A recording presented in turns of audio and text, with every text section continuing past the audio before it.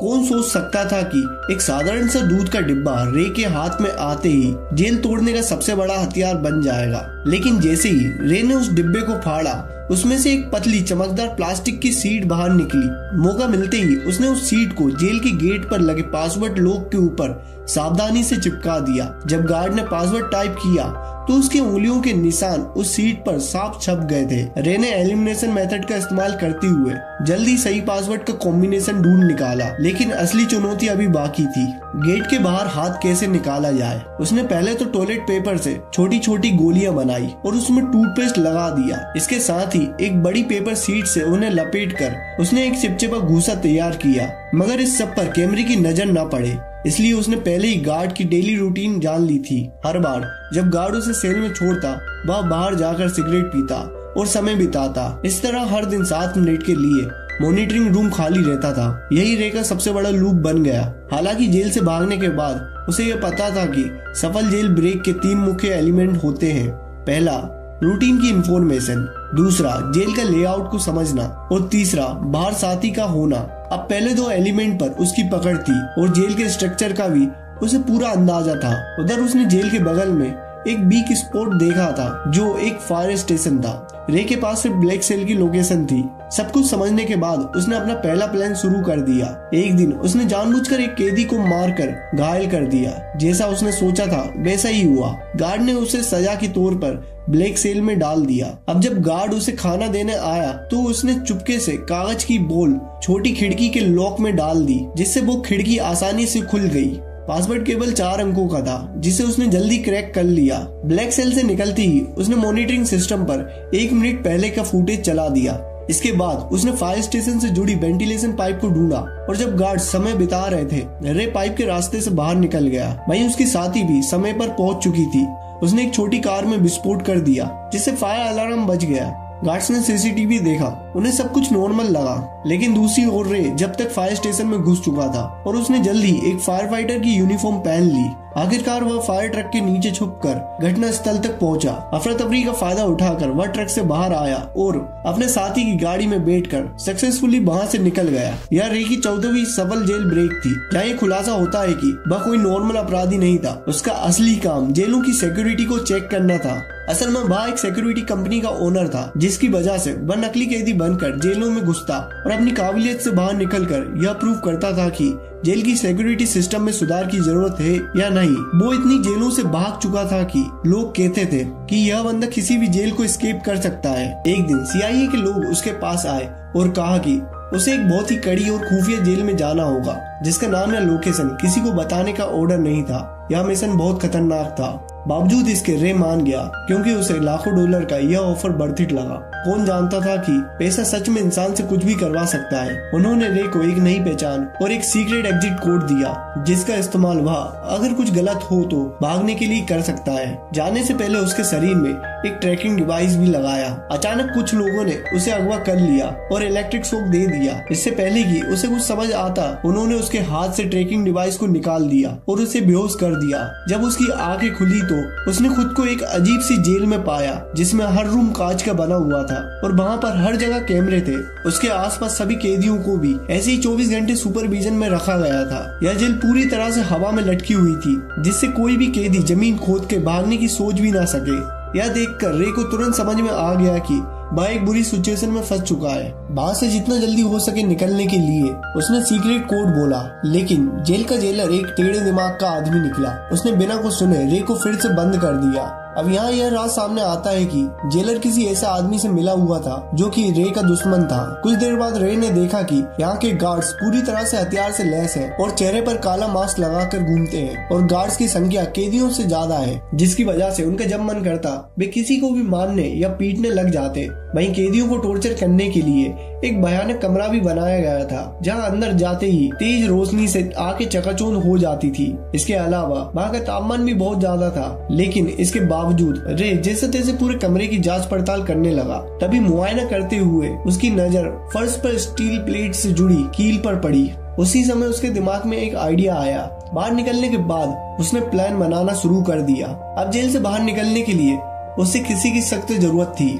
जैसे ही उसने अपनी पहचान बनानी शुरू की तभी टाइसन नाम का एक आदमी उससे दोस्ती करने आ गया। उसकी आंखों में अलग ही चमक थी। उसने सीधे पूछा, क्या चाहिए तुझे? रे ने भी कुछ नहीं छुपाया और सीधा कहा, मुझे एक चमकदार आयरन सीट चाहिए जो रोशनी को रिफ्लेक्ट करे, और अगर तुम मुझे यह लाकर देते हो तो हमारी दोस्ती पक्की समझो।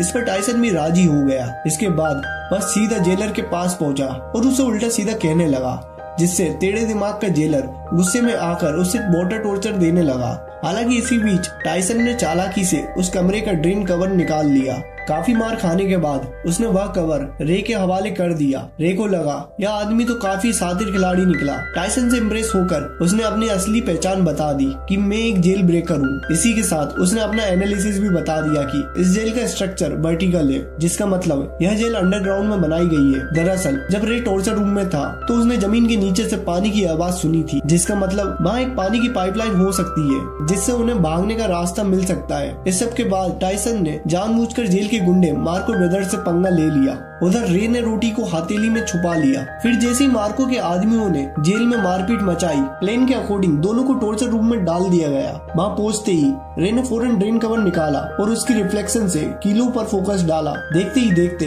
हाई टेम्परेचर की वजह से वे कीले पिघल कर बाहर निकलने लगी और एक एक करके कुछ ही सेकंडों में उसने सभी को निकाल लिया। फिर उसने रोटी का टुकड़ा मुंह में डालकर टाइसन को इशारा किया ताकि वह गार्ड का ध्यान अपनी तरफ खींचे। इसके बाद टाइसन ने अपना काम शुरू कर दिया, जिससे जेलर का ध्यान उसकी तरफ जाने लगा। वहीं रे ने तुरंत गीली रोटी को सीसीटीवी कैमरे पर चिपका दिया ताकि अंदर की फुटेज ना दिखे। फिर वह फ्लोर से नीचे उतर गया और पाइपलाइन से चढ़ते हुए आगे बढ़ने लगा, लेकिन रास्ते में गलती से एक तार टूट गया जिससे पानी बाहर आने लगा। आखिरकार जब वह बाहर पहुंचा तो उसके पैरों तले जमीन खिसक गई, क्योंकि यह जेल जमीन के नीचे नहीं बल्कि समुद्र के बीचों बीच पानी में एक विशालकाय शिप में थी, जहां से भाग पाना नामुमकिन था। इस बीच पानी लीक होकर जेल के अंदर भरने लगा, जिसकी वजह से टॉर्चर रूम के कैदियों को रिहा कर दिया गया। खुशकिस्मती से रे गार्ड्स की नजरों से बचकर वापस आ गया। हालांकि दूसरी ओर एक नई मुसीबत उसका इंतजार कर रही थी। जेलर को फर्श पर छोड़ी गई कील मिल गई, जिससे वह समझ गया कि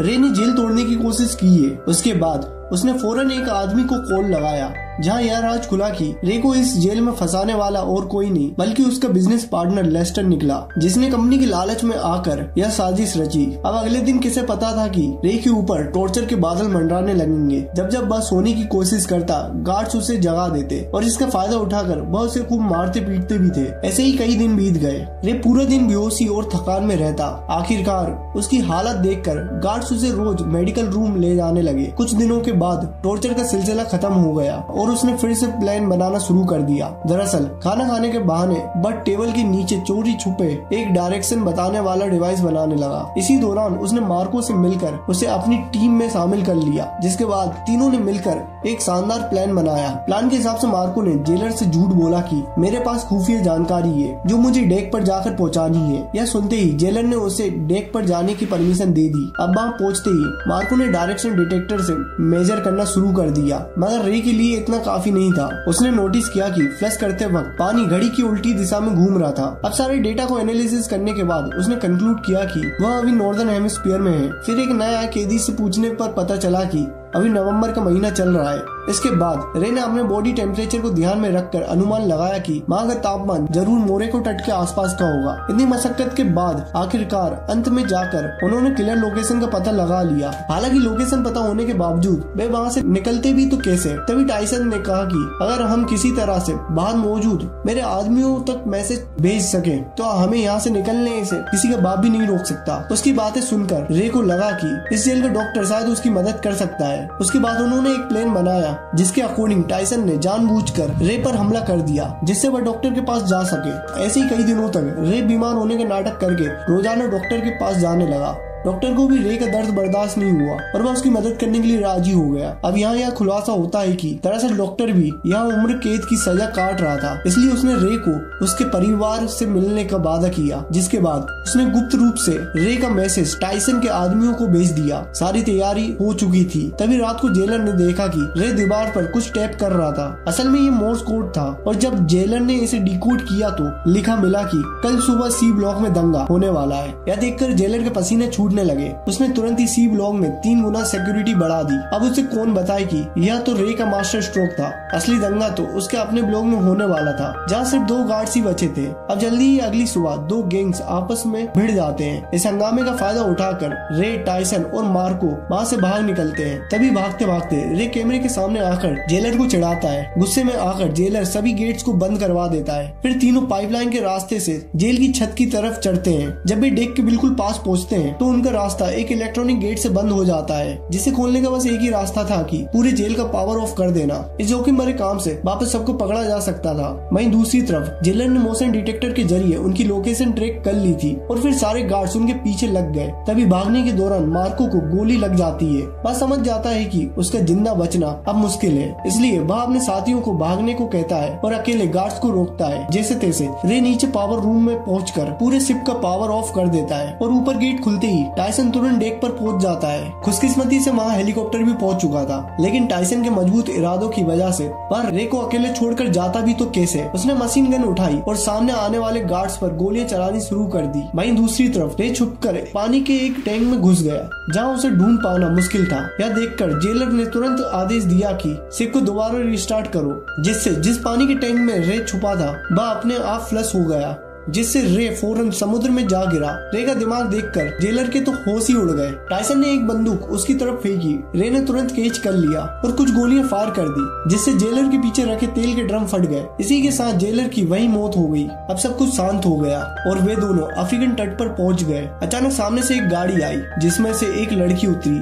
वह लड़की और कोई नहीं बल्कि जेसिका निकली, जिसने रे को यह मिशन का ऑफर दिया था। तब रे को पूरी बात समझ आई। यह सारा प्लान टाइसन की बेटी का था। दरअसल जेसिका अपने पिता को बचाने के लिए उसे जेल में भिजवाया था और रे की चालाकी से उसे बाहर भी निकलवा लिया। आखिरकार रे के चेहरे पर एक प्यारी सी मुस्कान खिल उठी। यही मुलाकात इस खूबसूरत फिल्म का अंत बन गया।